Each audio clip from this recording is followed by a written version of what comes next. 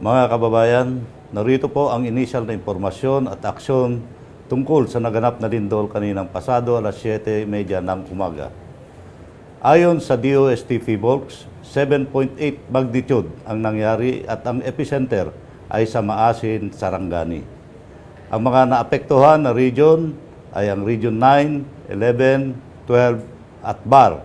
Pero naramdaman din po sa iba pang mga regions ng Mindanao at dito rin sa Visaya. Ayon sa mga initial na report na pinsala sa Region 9, 11, 12 BAR, merong mga nag-collapse na mga buildings at saka mga tulay.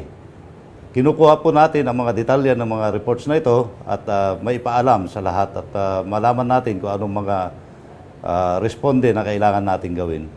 At sa direktiba ni Pangulong Bongbong Marcos at ni Secretary Teodoro, papunta po ngayon ang inyong National Disaster Risk Reduction Management Council kasama ang OCD, DND, DSWD, DOH, DPWH at DepEd para malaman at tignan ang pinsala at para sa ating immediate response operation.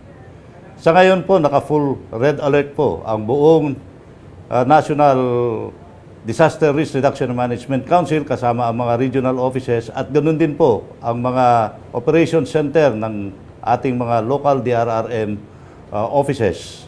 At na-establish po natin ngayon ang National Interagency Coordinating Cell para po sa mga responses na gagawin natin doon sa naapektuhan na lugar. At tuloy-tuloy po ang coordination natin sa ating mga local DRRMOs.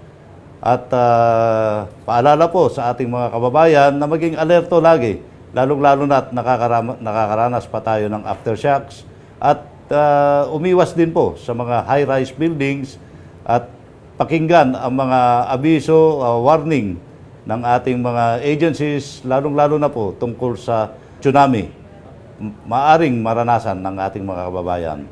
Sa ngayon, ang epekto ng lindol, asahan nyo po, ang ating mga ahensya ng pamahalaan ay re-responde at magbibigay ng tulong at mula sa national hanggang sa local. Kaya po, antabayanan nyo po ang aming mga progress reports at stay safe at mag-ingat po tayong lahat.